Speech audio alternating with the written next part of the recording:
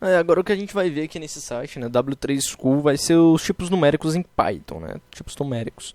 Vai ser o próximo aqui, números Python, né? Existem três tipos de números em Python: int, float e complex. Ele deve explicar cada um aqui. Variáveis de tipo numérico são criados quando você atribui um valor a elas. Exemplo: x recebe 1, que é int, y recebe 2.8, que é float, z recebe 1j, que é complex. Para verificar o tipo de qualquer objeto em Python, use a função type, né? Bom, está escrito aqui. Escreva tipos, e daqui a gente viu na outra coisa, tipo de dados, quando a gente estava vendo tipo de dados. Então escreva o tipo de x, escreva o tipo de y, e cada um aqui vai mostrar que um é int, outro é float, outro é complex, né? Int, bom, tipo inteiro. Int ou inteiro é um número inteiro, positivo ou negativo. Isso é importante, eu não falei. Sem decimais de comprimento ilimitado. Então, isso daqui é int, isso daqui é int, isso daqui também é int, porque não tem nenhum ponto flutuante. Se tivesse tudo isso aqui, ponto zero, aí é float. Mas como não tem nenhum ponto nada, né, então é um número inteiro. Inteiro também é inteiro e negativo também é inteiro. Zero também é um número inteiro, a não ser se for 0.0 ou 0.3, aí é float. Flutuador, né? Flutuante ou número de ponto flutuante é um número positivo ou negativo que contém um ou mais decimais. Está escrito flutuador, mas é float que a gente se lê em Python. Flutuadores seriam 1.10, 1.0, menos 35.59 ou 599.000.3, tá ligado? Isso daí também é float. Float também pode ser um número científico ou um i para indicar o potencial de 10, né? Ou seja, um é aqui para indicar um potencial de 10. Isso daqui a gente não usa muito, pra falar a verdade, mas aqui está dizendo que float também pode ser um número. Vamos até mostrar aqui, ó. Aqui, ó, ele mostrou o float também, porque ele é como se você estivesse usando, como é que é? Para indicar um potencial de 10. Basicamente isso. Então não é muito usado, mas pode usar também. O complexo. O número complexo são escritos com J como parte imaginária, né? Complex. Aqui, ó, 3 mais 5J, 5J, menos 5J. Isso daqui é realmente complexo, tá? Eu mesmo não estudei sobre isso, então não sei muito sobre isso. Como eu disse, eu sou um estudante iniciante, estou usando isso aqui para relembrar meus estudos e progredir neles. E usando o W3 School para analisar a qualidade de conteúdo. Conversão do tipo. Você pode converter um tipo para outro com int, float ou complex, né? Com função int, com função float ou complex. Por exemplo, aqui ele está criando, vou até vir para cá, ó. X está recebendo float 1. Então isso daqui vai deixar de ser só um número inteiro, porque se a gente fizer x receber 1, sem nenhum ponto flutuante, ele vai ser lido como int. Só que aqui a gente está especificando que é float. É como se você tivesse escrevido isso aqui, ó. Escrito isso aqui. Se você escrever assim, vai ser inteiro, mas é como se você tivesse feito isso, entendeu? Só que aqui, ao invés de você colocar o ponto zero, você colocou o float, a função float. Vou apagar isso aqui. Você pode converter o float para inteiro, aqui, ó, int. Ele simplesmente vai apagar o que tem depois da ponta, ele só vai olhar o que tem antes do ponto. Então, tudo que tiver depois do ponto vai ser ignorado. Então, se aqui tiver, por exemplo, isso aqui, se eu der o 1 de novo, você pode ver que aqui na tela está exibindo, né? O 1, ele mandou exibir o x e ele está exibindo 1.0. Ele mandou exibir o y, está exibindo 2. Com esse monte de valor, ele vai continuar exibindo 2, porque ele simplesmente ignorou tudo que tem aqui depois do ponto. Viu? E converter from int to complex, né? Para você converter um número inteiro para complexo. Então é como se ele tivesse aqui, ó. Nesse daqui é como se você tivesse pegado o x, que tem um valor de 1, e colocado a seguinte coisa dentro dele. 1 mais 0j. Entendeu? É como se você tivesse feito isso. Porém, ali, ao invés dele fazer isso, ele escreveu complex, que nesse caso, bem provavelmente, é melhor do que você escrever 1 mais 0j. Talvez complex seja melhor.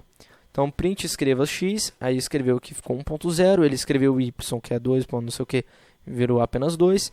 Ele escreveu x, que era para ser, que era 1.0, ele partiu para complex, né? Ele converteu para complex, então ele escreveu na tela isso aqui.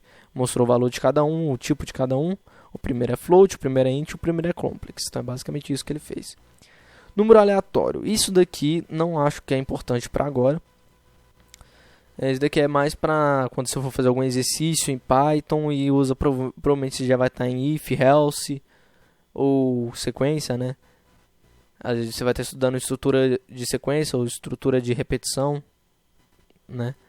Então vamos lá, números aleatórios. Python não tem uma random função para fazer um número aleatório, mas Python tem um módulo integrado chamado random, que pode ser usado para fazer números aleatórios. Exemplo, importe o módulo aleatório e exiba um número aleatório entre 1 e 10.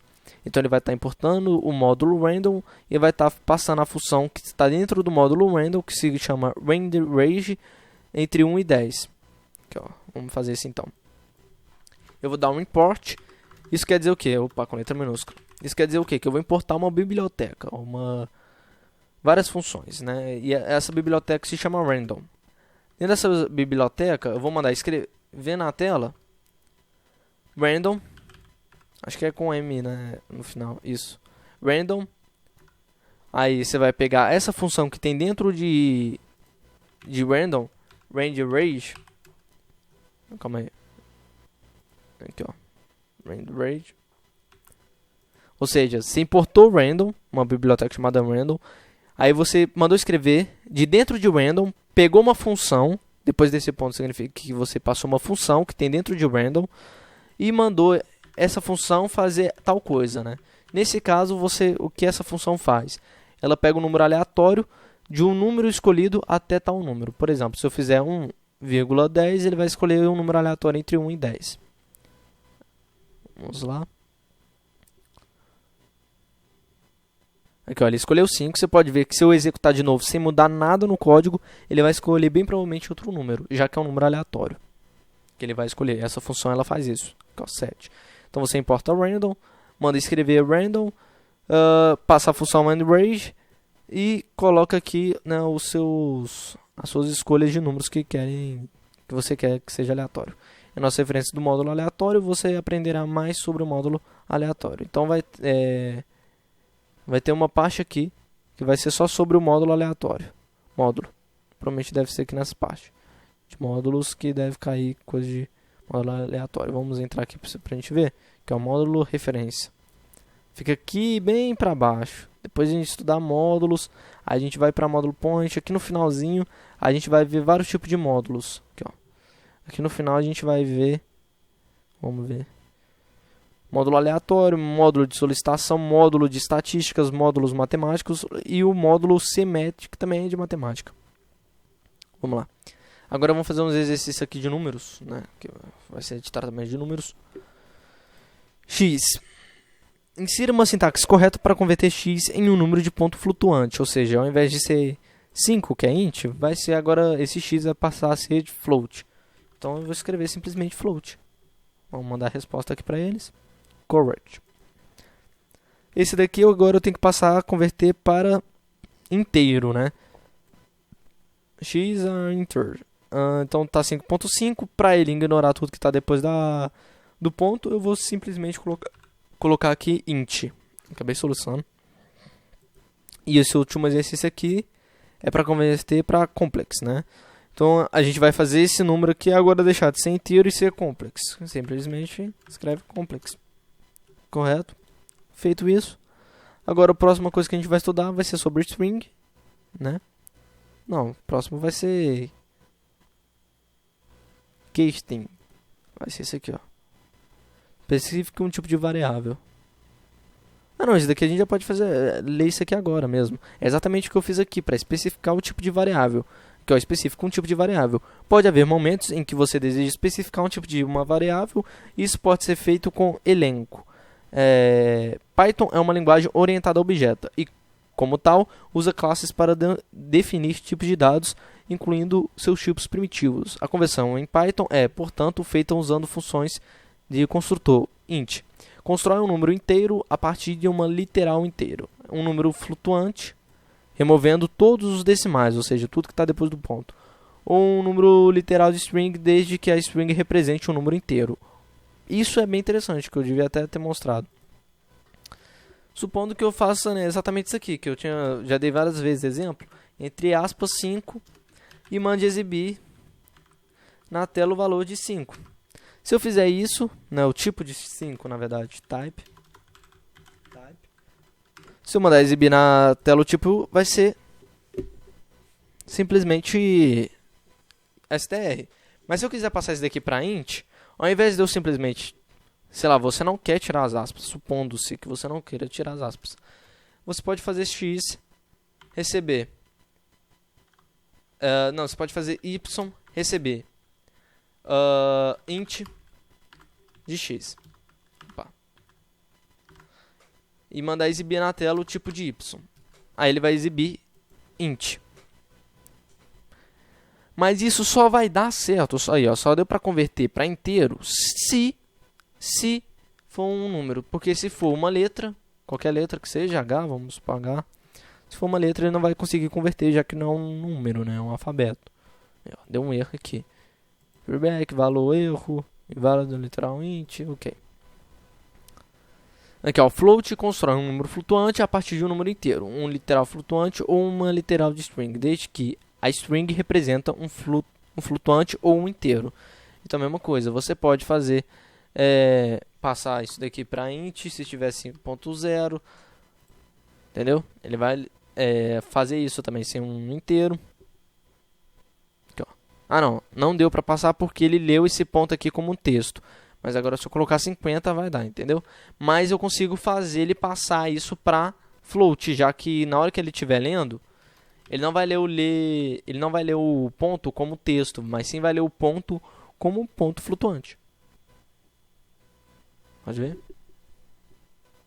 Float. Mas agora se tiver 2 pontos, aí ele não vai conseguir converter, porque ele vai ler o primeiro ponto como ponto flutuante e o segundo ponto como texto. Aí não vai dar erro. Exemplo, aqui tem uns exemplos exatamente que eu fiz. Cordas.